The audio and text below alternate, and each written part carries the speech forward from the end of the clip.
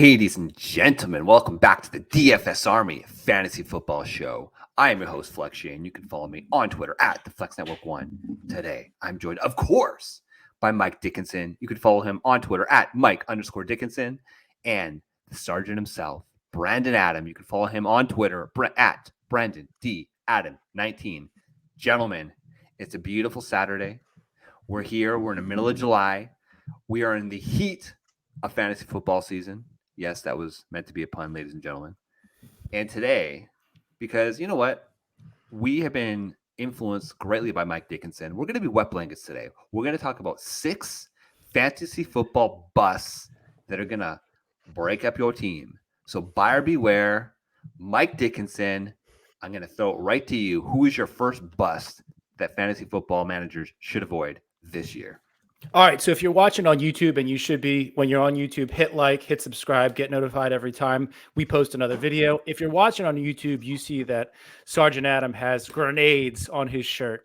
And what you're looking to do at the top of round one, you're looking to avoid those grenades that are going to sink your team. So this might be a hot, wet blanket take, might not be a hot, wet blanket take. My first bust, he's going at 2 overall, RB2. I'm staying away from Christian McCaffrey, man. So if you look at what he's done the last handful of years, he's not finished out the season. He's been plagued by injury. It's been perpetual. It's been shoulder, it's been hamstring, it's been ankle.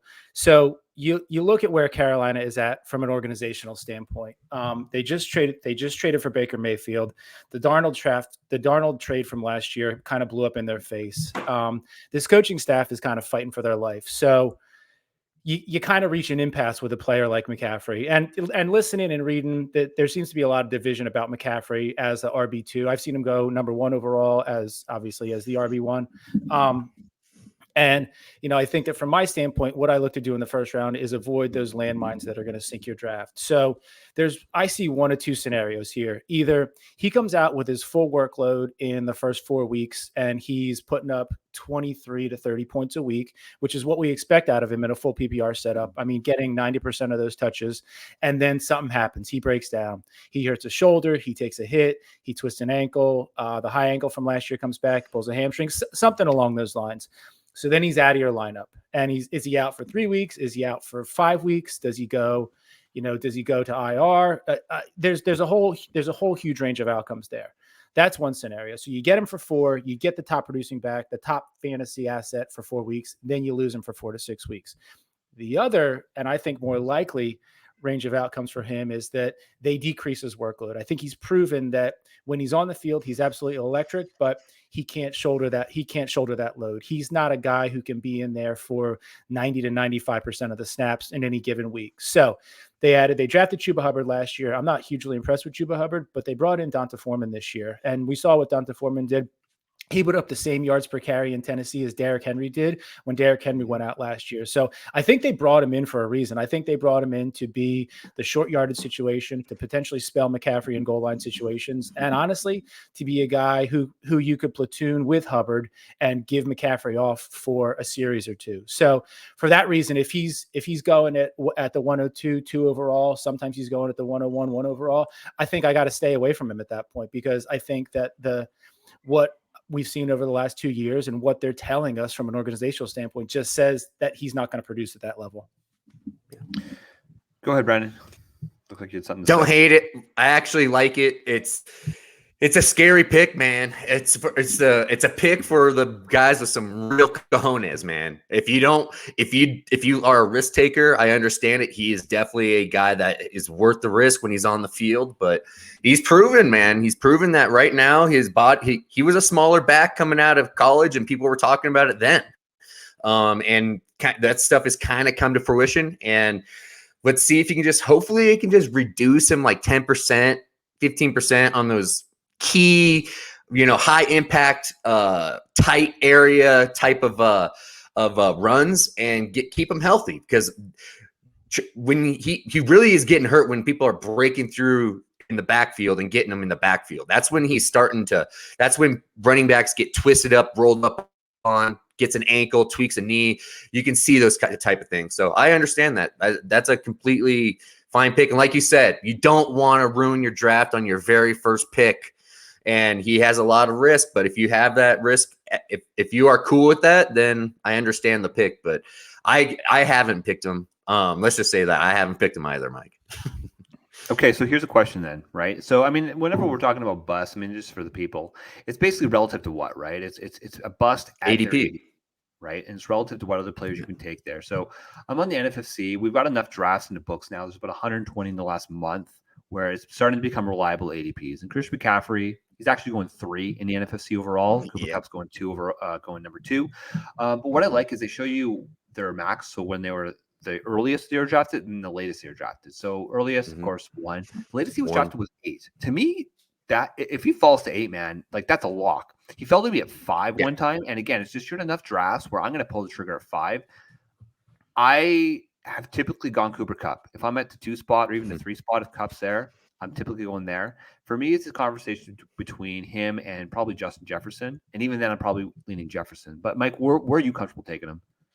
I would probably be comfortable right around there, the back end of the first round, anywhere from 8 to 12. I'm hard pressed to see him falling there in any drafts that we're in, but I get it. I mean, obviously outside of super flex drafts, but I'm not taking him there in super flex drafts. I'd be comfortable with it. The thing that gets me though is like he's still your first round draft pick and he's still your RB1. So like, are you comfortable with an RB1 who's in a diminished workload off of what you're drafting him? At any point, you're kind of drafting him at his ceiling. Like, if you can go, I'm hard pressed to see him falling into the second round. So I would probably consider him and take him at like 8, 9, 10 around there. But honestly, I wouldn't feel good about it. And I probably wouldn't because there's other higher end options that are going to be there. You're probably, if he's there, you're probably going to also have a Justin Jefferson to consider. You might have a Javonte Williams to consider. And while McCaffrey and Williams are very different players at very different points in their career. With Williams, you're kind of banking on the upside and you're banking on the fact that, that Gordon might just be a backup and he's not going to have the workload that he did last year. So, are you buying the hype and the rise on him? I think that's, I don't know that I would do that, but like, those are the questions that I'd be asking myself at that point in time. Okay. No, fair enough. All right, Brendan, jump into you. Who you got as your first bust candidate? My guy, I don't consider him a bust candidate. I just consider he's going to have regression for his ADP where he's going right now, and that is Austin Eckler. Austin Eckler is a guy that I last year was a little nervous on, but this year I think I understand more. I think what I was worried about is going to happen this year with the drafting of Isaiah Spiller. Spiller is a big 3-down back that can pass catch, that can do a lot of the grimy runs. Last year, if you watched the Chargers games, you could see that the coaches were trying to deal with Austin Eckler's workload towards the end of the season, and he was banged up quite a bit at the end of the season. I think if they would have had a decent backup, I think they would have sat him down to get him healthy for the playoff run. Last year, they didn't have that, but this year they have Spiller that can actually take some of these red zone touches away at the goal line. He's a bigger back. They tried to do that last year, but they just didn't have the guys to do it. This year, I see that happening. He went to 12. He had 12 rushing touchdowns. I don't see that happening this year. He went from like having 3 rushing touchdowns to 12 to last year. I think there's going to be a pullback. I see 8, more like 7 to 8. I see Isaiah Spiller taking some role away from Austin Eckler, and I see Justin Herbert taking more ownership of that offense over as well. I see a big time passing offense coming this year, and I just have a feeling that Austin Eckler's 26. He's already been undersized. He does get banged up, and he does play through injury. I give it to him. He does play through those injury concerns. But this year, I don't think they have to do that this year. I think they got the back that can actually help out Austin Eckler and keep him healthy for the playoff run. That is why I think there's going to be some regression on the rushing touchdowns for Austin Eckler. Yeah, so I mean, Eckler had 20 touchdowns last year, total touchdowns. And that's going to regress back. I totally agree with that. Isaiah Spiller, rookie running back out of Texas A&M. He's actually one of the younger running backs. He's only 20 years old. He might be 21 when the season actually starts. But typically we like to see, for that boom pop sizzle, we like to see running backs taken in day 2, so rounds 2 or 3 in a real NFL draft. He went up pick 4.18, so 418. That's actually not bad. That's kind of that sweet spot for that breather back type candidate. Isaiah Spiller in college was never really a workhorse, but I think that was kind of the selling point when he went to Texas A&M, is that we're not going to destroy you before your career. And so he is still young. He still has that pop. He didn't really test on the combine, but he did put up a pro day, and it wasn't that impressive. But he is, as you said, he could be a good goal line back, and he could score touchdowns. So it's going to take away from Austin. He can catch passes, man. Yeah. He can catch passes. Yeah, so I totally agree with that one. That one totally makes sense to me. I'm going to go, unless, Mike, you have something to say about Eckler, or did we cover it? No, I think that you may see Eckler fall into a little more, less of the bell cow role and more the role that he had when Gordon was still there. So you might see Spiller. I don't know that you'll see at the beginning of the season, but as the season kind of wanes on, what Brandon was saying, you'll see Spiller early down. You might see Spiller spell him for a series or two. I think he'll still be largely relevant in the passing game. And you listen, 8 receiving touchdowns is phenomenal. That's great. If you take that in and of itself, and then you add another 5 rushing touchdowns on top of that, you get 13 total touchdowns out of the guy. That's great, but not for where he's going. Yeah, I mean, I'm higher in Eckler than you guys are. That's fine. I believe in the talent, and there's just so many damn landmines in the first round of running back. I'm probably leaning towards wide receiver, but I mean, at the start of draft season, I was taking Eckler as my RB2. Top part of round 1. You don't have to take him there anymore. You can take him into back end of round 1. I think that's fantastic value for just the high upside. I mean, range of outcomes. I was never really a big Isaiah Spiller guy. What if he sucks? I mean, what if he's just as bad as Justin Jackson? And then it's like, okay, well, they don't have any choice because the Chargers are going to be good this year. So that's range of outcomes. Then Eckler will be Eckler, and then Eckler will have the high upside year that we had last year. But I believe Spiller can be a rotational back, can be a back that can bang it in there close to on the 1, 2, inside the 5. I think that size is going to help out that team. I think they've been looking for it. Justin Jackson, they've been looking for it, and I think they finally will have a guy that they can kind of just taper off Eckler and give him the prime time touches that he needs to be on the field for, and then get him off the field in some of those meaningless games where they're blowing out teams. I can totally see Spiller coming in and taking away some of the opportunities away from the pro and Eckler. Yeah, I think that's perfect.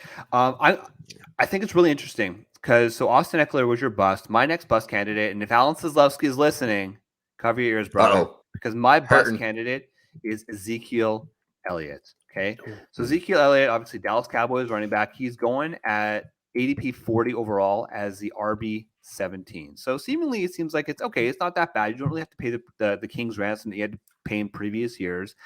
The problem is, I mean, Ezekiel Elliott is the definition of one of these dead zone running backs, right? He's going to be, he turns 27 on July 22nd. So he turns 27 next year, which we've seen there's a massive decline.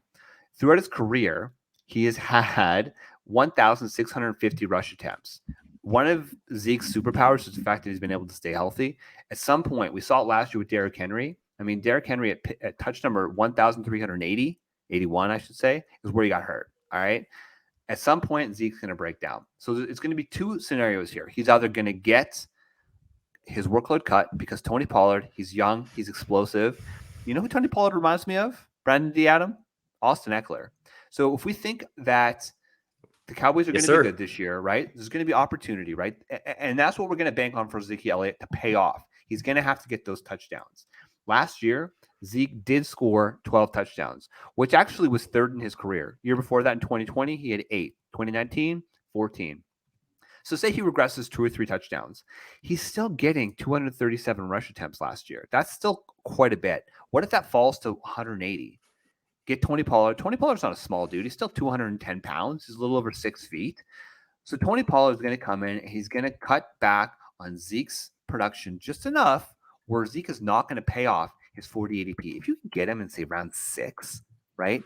then yeah, to me that would make sense. But to get him in mid round 4, it's just too rich for my blood. And really, what it comes down to again, it's who you're taking around him. I'm much rather taking guys like Deontay Johnson around him. If you want to go and spend up on quarterback, Justin Herbert is going after him. Brees Hall is going a few picks after him. Cam Akers, the guy going right after him is Gabriel Davis. We're not going to talk about him right now. That's way too early.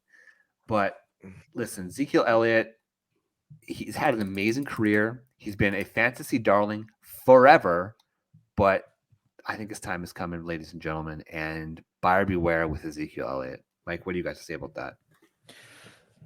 Yeah, I can see where you're coming from. For me, he's more of a guy that you're looking at if for some reason you go like wide receiver then tight end to start your draft, with where you're getting him.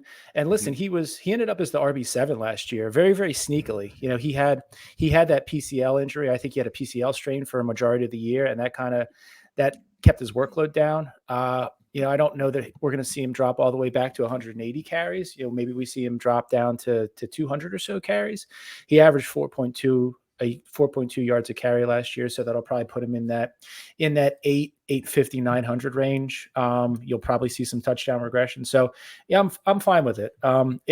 It all depends on your roster construction. If you go like a Justin Jefferson, then a Travis Kelce, and then you end up with Zeke as your RB1, I think that you have enough advantage at those other two positions where you could figure out a way to make it work. I just don't love it. Anytime I go tight end early like that, I hate the way that my teams come out. So I'm more inclined to go hero RB and fill in with receivers, and then take my RB2 in the 5th, 6th round, really in the juicy heart of that dead zone. The thing that worries me about Zeke is that he's really just had so much opportunity, okay? So last year he had 50 red zone touches, which was 5th in the league. He had 12 total goal line touches. From a game script perspective, because we talk about Dallas, just a good team, they were number 2 in the league in terms of game script. The thing is, though, yards created per touch. He had 2.2 yards created per touch. That was 37th in the league. That's not very good. That just basically means that all of his production was based off opportunity. And if that opportunity gets scaled back, plus maybe he gets that lingering PCL or just, that lingering injury, even if he ends up playing the games and he's battling those injuries because he's getting older, it's gonna sap that production and that massive upside. And so in round 4, I mean, look, we call it dead zone for a reason. Where you can kind of dodge that dead zone with running back is these young, unproven running backs like the Cam Akers of the world, like Brees Hall. But Ezekiel Elliott, 27 years old, a little bit risky. 26. Well, he'll be 27 when the season starts. He turns 27 next week. Hey, I'm still 36 until I turn 37. So whatever.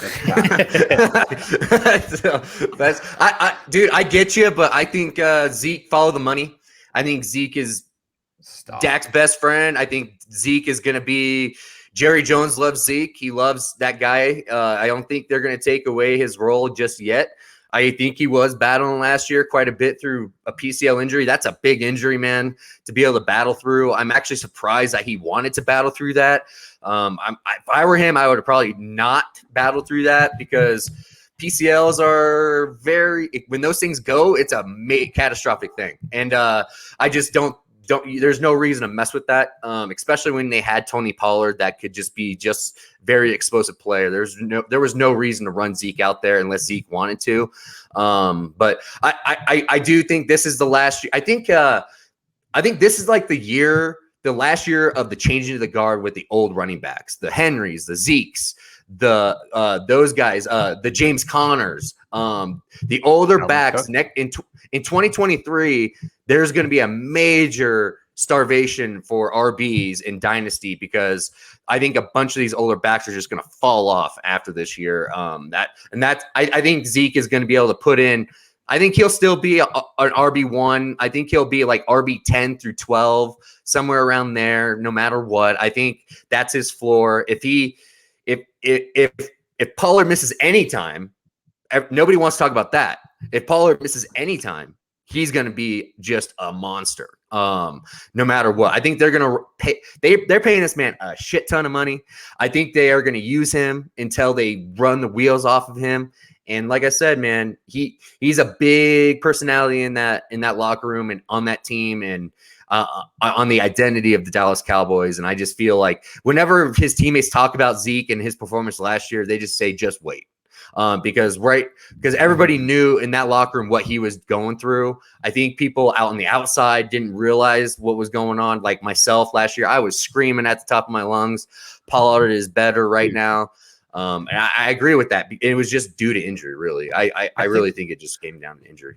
I think you're making my point for me. It's I think because of his age, because of his number of touches, he's got that higher injury risk. He does Maybe have high risk. He's not going to miss risk, games, sure. but he's a beast. He's going to continue to battle through them, which is going to affect your fantasy points. You're going to feel emotionally obligated to start him every single week, and that's going to be a landmine. First month of the season, I don't know. It's going to be. I don't know. banging. I'm with Al on this one. I think Al identified. I think Zeke has actually been creeping back up boards quite a bit in the last month or so. Kozlowski factor. I don't know if it's a RotoWire factor where he's just putting it out there in the universe and people are drafting him again. But like he was a super great value just like a couple months ago, but now he's starting to creep back up, and you're gonna have to pay for him a little bit. But if you were able to grab him earlier in the best ball season, you're gonna have major value, like I've been doing. But it's just it's what you want to talk about. I mean, I get it, but I'm not gonna argue against it too hard. Yeah. All right, Michael, who you got? All right, so you kind of you alluded to my next bust, and this is solely based off of his ADP. So he's currently going 43rd overall as a wide receiver 20, which I get it, maybe, but not really. It's Gabe Davis. So the problem is that you're paying the price off of that last playoff game that they had last year, and that last playoff game was absolutely phenomenal. And now we're talking redraft season long. We're not talking best ball now. And in best ball, I think Davis is a stronger play than he is in redraft, where you have to make these decisions week in and week out. So I just want to dive in a little bit on the analytics of Davis. And I absolutely love Davis. I think he's I picked him up early before his rookie season started up. He was on waiver wires in a bunch of dynasty leagues. So he went undrafted in some leagues that I was in. I picked him up off the wire. I got him for free a bunch of places, and I absolutely love him. I love him as a player. So to fit him in as a wide receiver 3 or a flex play week in and week out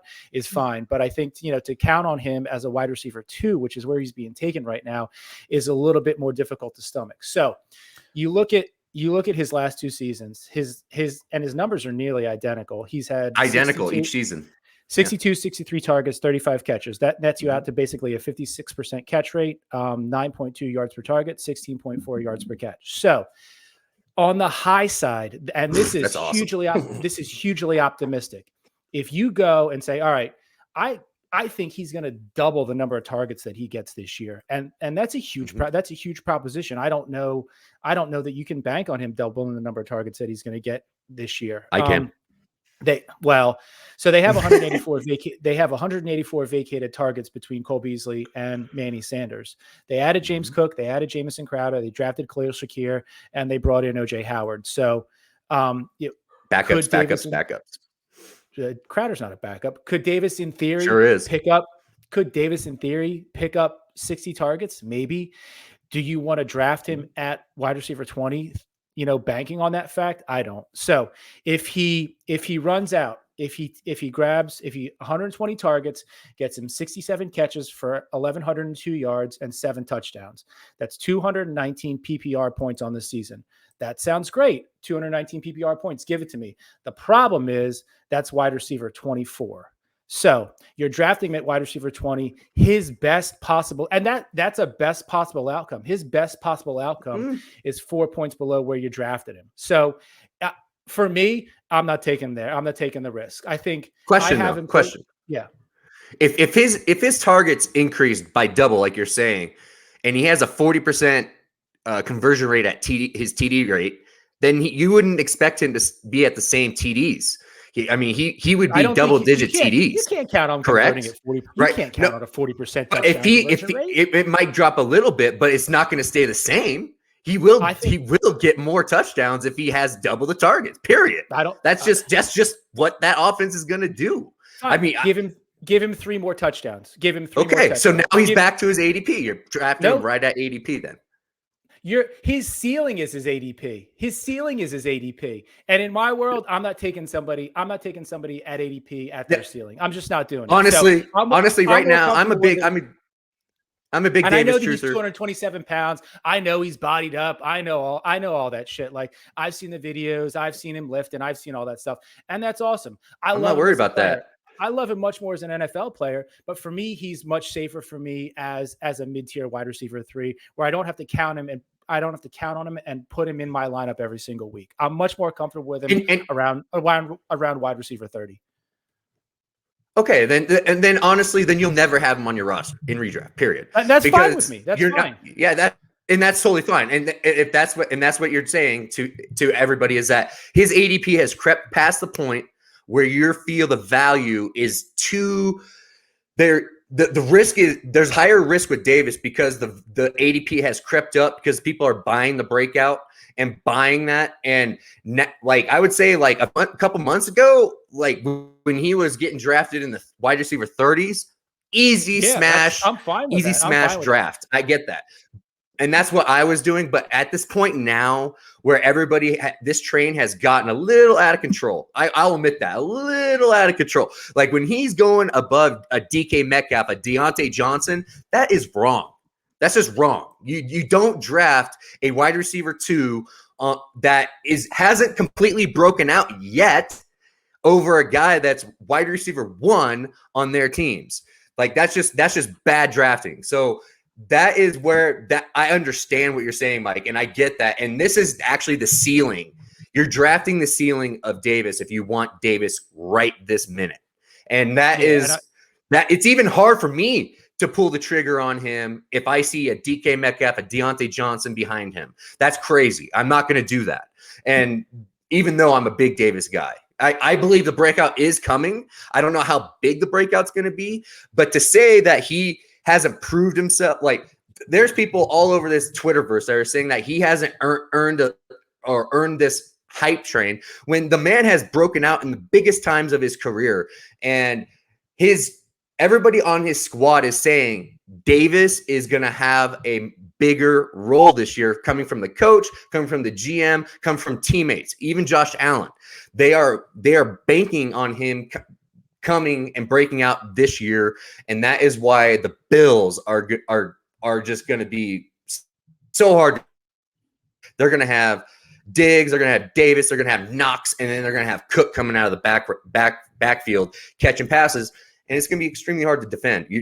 But Davis is a much better best ball guy, like you said, than a redraft guy trying to time when he's going to have those big games. I agree with 100%. But Davis is going to break out at the ceiling right now.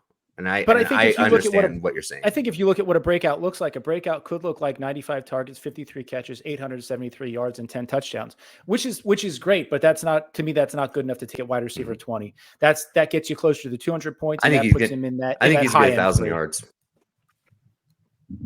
Yeah. So by I think he's going to break 1,000 yards. Go ahead. So by comparison, if we look at Emmanuel Sanders, because 2 years ago when Josh Allen has a breakout in 2019, Emmanuel Sanders was a big part of that breakout, right? 96 targets in 2019.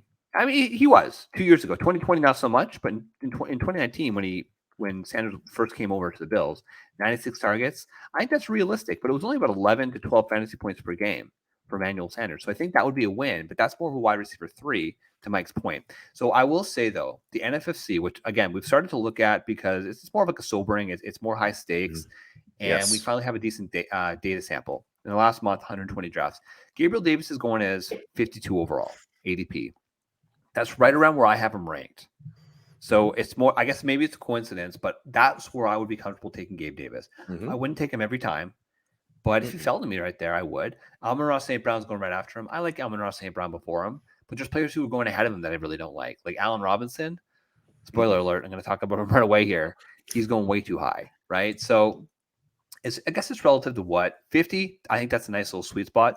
Looking at some of these Scott Fishbowl drafts, he's fallen to like the 9th round. I mean, obviously because of the format, et cetera, but there are some values to be had out there. But the underdog market, which is where we are getting our ADPs right now, because that's still predominantly what we're doing. We're doing our best balls. And hey, use the link below, DFS Army. There's a link to get up to $100 deposit match at DFS Army, which means you can go play the puppy. You can play the best ball mania. You can go and just play some casual contests. Go do it now. But my bust candidate, actually, Brandon, let's go to you first. Let's go to you first for your second guy. We'll save it for later. That's called a tease. Who you got, Brennan? So my second guy,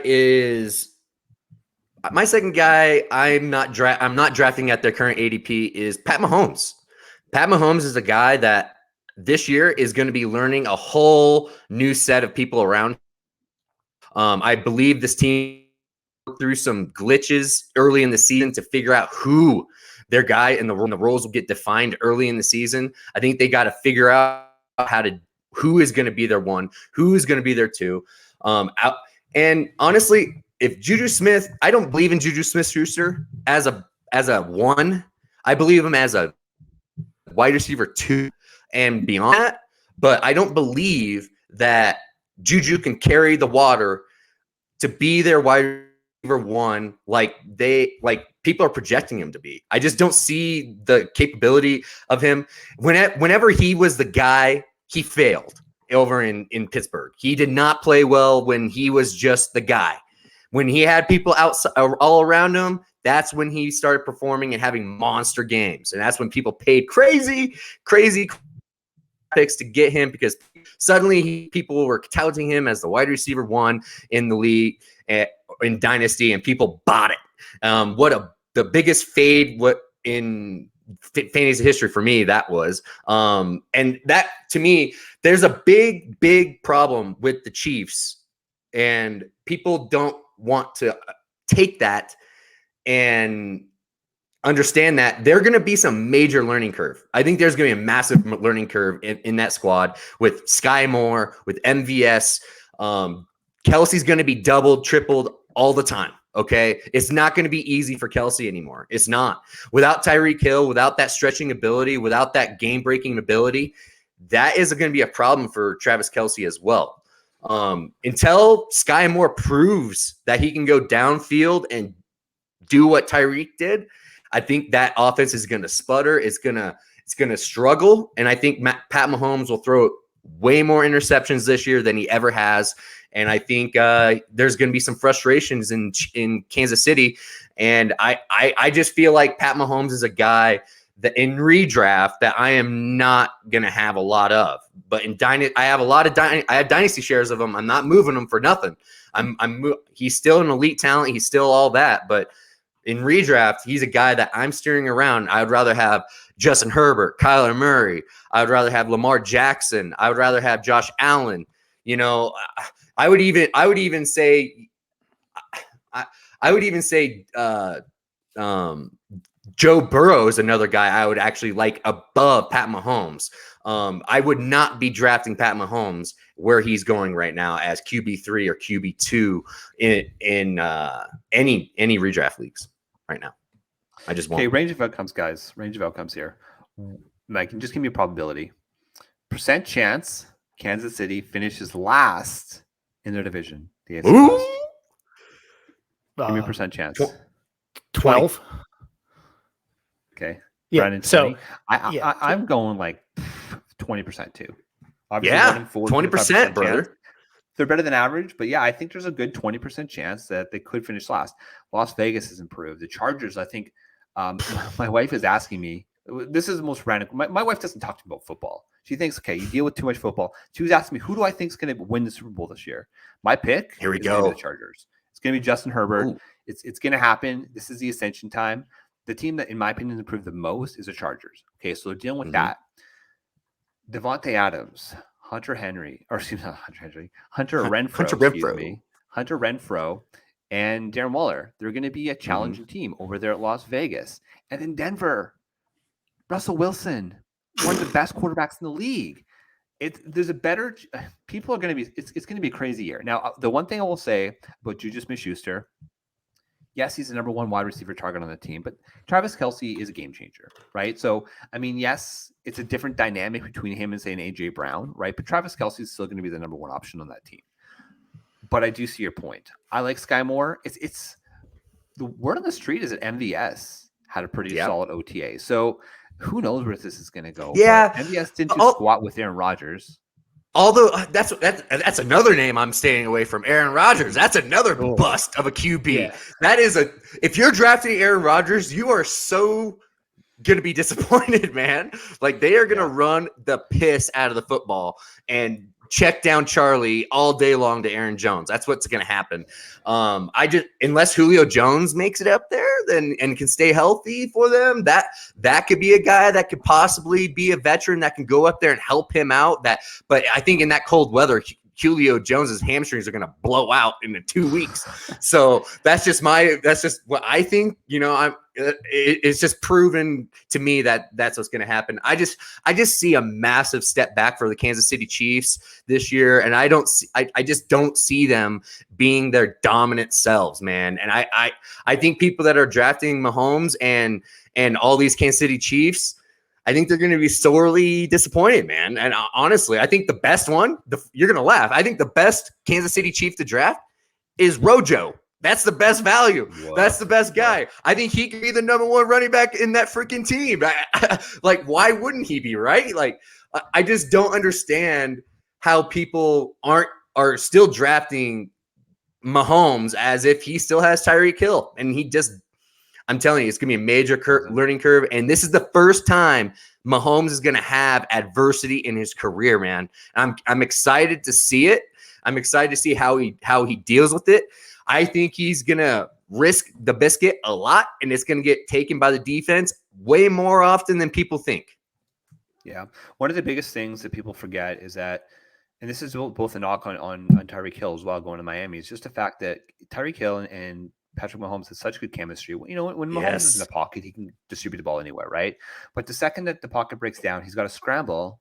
Tyreek Hill was the best in the league at those scramble drills, and he knew exactly what Mahomes was going to do. Typically, it was go long. It's chemistry, man. He's going to become. Yeah, he's not going to have that chemistry. So, you know what? I kind of equate this. This makes me think of like the Golden State Warriors. For those of you who are NBA fans, they're still going to be a good team, but the competition's continuing to heat up, and maybe they might have a down year or two. They'll be back in a year or two, right? Once they get that chemistry back, once Mahomes maybe gets some solid wide receiver help, but give Sky Moore some time to develop. It's going to happen, but this could be a down season. I totally buy that. So I'm going to move on to my bust candidate, because this is a guy that people are they just completely blacked out. It's like, it's like that. You go out, you have a few extra drinks, and you just completely can't remember. It's like the night didn't happen, man. It's like it didn't happen. Allen Robinson, it's like last year playing for the Chicago Bears, didn't happen. Right now, Underdog is going as wide receiver 23, 47 overall. I have him ranked as my 32 wide receiver because I view him as a mid-range wide receiver 3 with upside, not a wide receiver 2. Okay. So first and foremost, Allen Robinson last year did absolutely squat. Okay. So he did play 27 games and he played 12 games last year. So he didn't play the entire season, but he only had 7.3 fantasy points per game. All right. Average target distance of 10.21 yards, which is low. He had 14 deep targets, which is reasonable. He ranked 90th in yards after the catch with 110 yards. Okay. Fantasy points per target. He also ranked 90th at 1.31 fantasy points per target versus 2020. He was at 1.67. So that was a lot more reasonable. He had crappy target separation too. He only had 1.1 yards of target separation, which is bad. You want at least like 1.5 yards of target separation. So he wasn't getting open. What I tried to isolate here was I looked at, yes, the Bears were dysfunctional last year. Yes, Justin Fields, liked him as a prospect, did not have a good year as a quarterback. So he wasn't doing a good job getting Allen Robinson the ball. But when Allen Robinson did get the ball, he didn't do anything with it. Okay. His best comparable player on playerprofiler.com is Dez Bryant. Dez Bryant, right at age 28 season, which is, guess what? This season, Allen Robinson's going to be age 28, is where he had that massive decline. Okay. He hasn't scored more than, 7 touchdowns? He had one season back in 2015 where he had his 14 touchdowns. Last year, 1 touchdown. 2020, 6. 2019, 7. 2018, 4.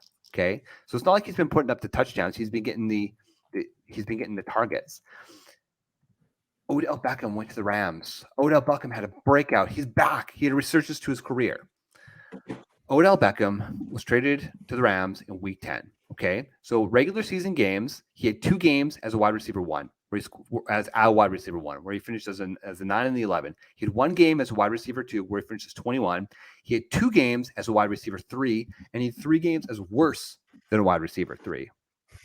Odell Beckham had a great playoff run.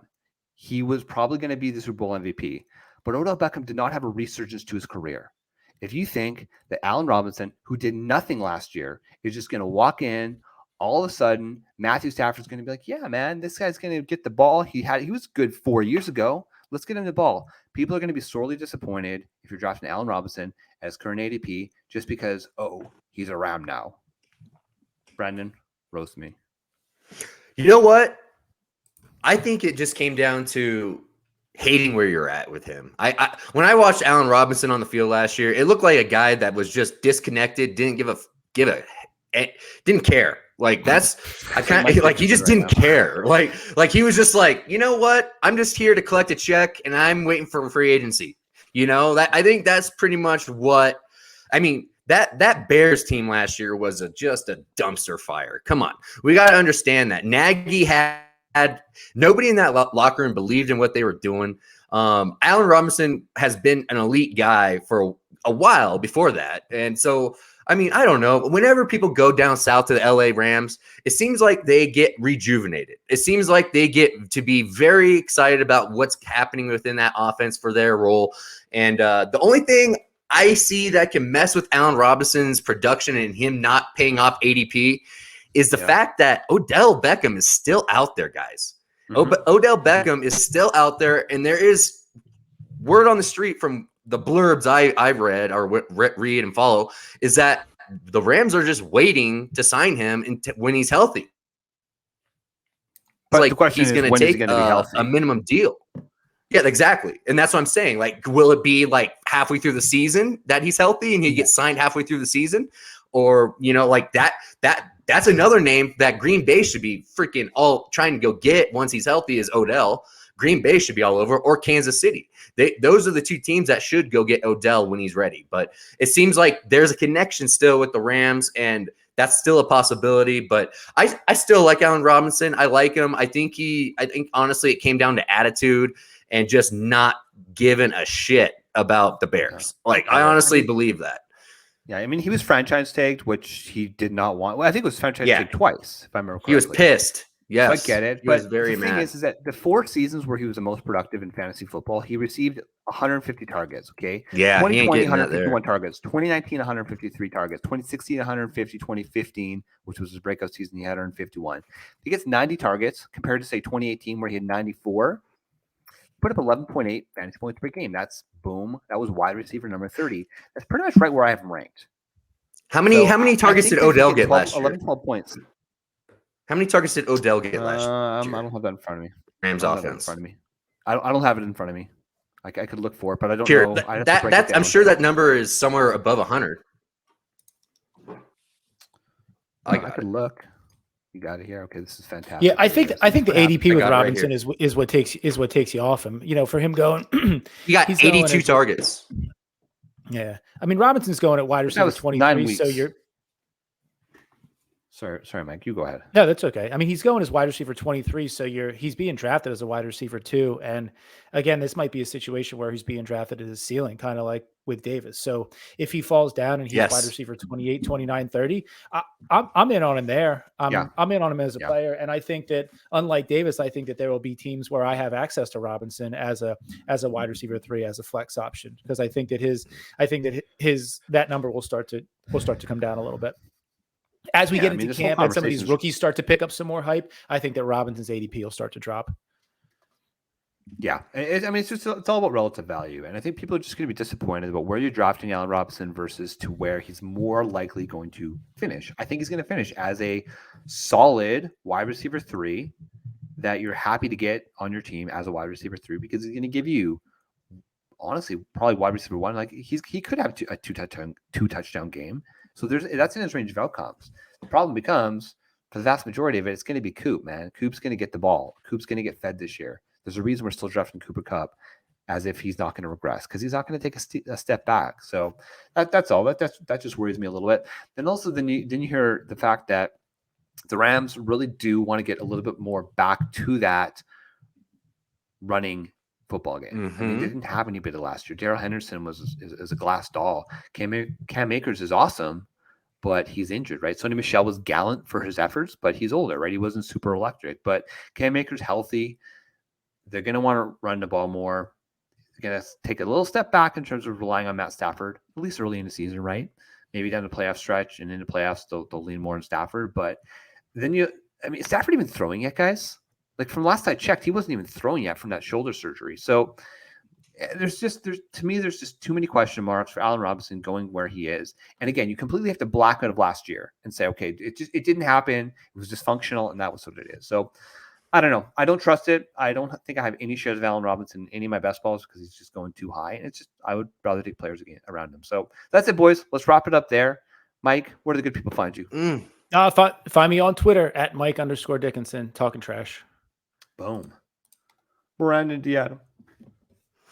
Brother, before we leave, I just want to say Jerry Jeudy is a bust as well. But I'm just, that's a guy that's going to be a bust. And I think his current ADP is out of control for what he's produced in the NFL. And that's all I'm going to say about it. But follow me on Twitter, Brandon Diato19. I'm always talking shit. These Scott Fishbowl, I've been checking out all these Scott Fishbowl drafts, and man, oh man, I love your guys' drafts compared to a lot of other people's. So congratulations on your guys' drafts, on scooping up value every turn, it seemed like to me. A lot of people fading those RBs and just stacking the hell out of wide receivers. And I just, I'm all for, dominating a certain position group, but man, if you go too far with it, that's how you get destroyed in these big leagues. So that's just me, but continue on. Your guys, I can't wait to talk about your guys' teams later on. Maybe next week when your guys' terribly slow drafts are done. Hurry up, guys. These Scott Fishbowl drafts are insane. Hurry up. Yeah, I'm not going to say who, but I've got an industry analyst in my league who's now timed out twice in the last 2 days. To me, that's just unacceptable. My name is Flex Shane. Of course, I'm the one who's showed as much restraint as possible, not talking about my Scott Fishbowl team. You can follow me on Twitter if you want to get all those updates at the Flex Network 1. Of course, DFS Army, Fantasy Football, we're here. The draft guide is live. The rankings are live. We're doing articles. There's 2 or 3 articles pretty much almost every single day dropping over at DFS Army. And we're just getting started, ladies and gentlemen. It's July 16th when we're recording this. It's the hardest summer. This is a time to get back into fantasy football for the 2022 season. We're DFS Army. We're here to support you. Go subscribe to this new channel. It's a fantasy football dedicated DFS Army channel. Follow us on Twitter at DFS Army and dominate your leagues. So for Brandon, for Mike, I'm Flex Shane, and we are the DFS Army Fantasy Football Show.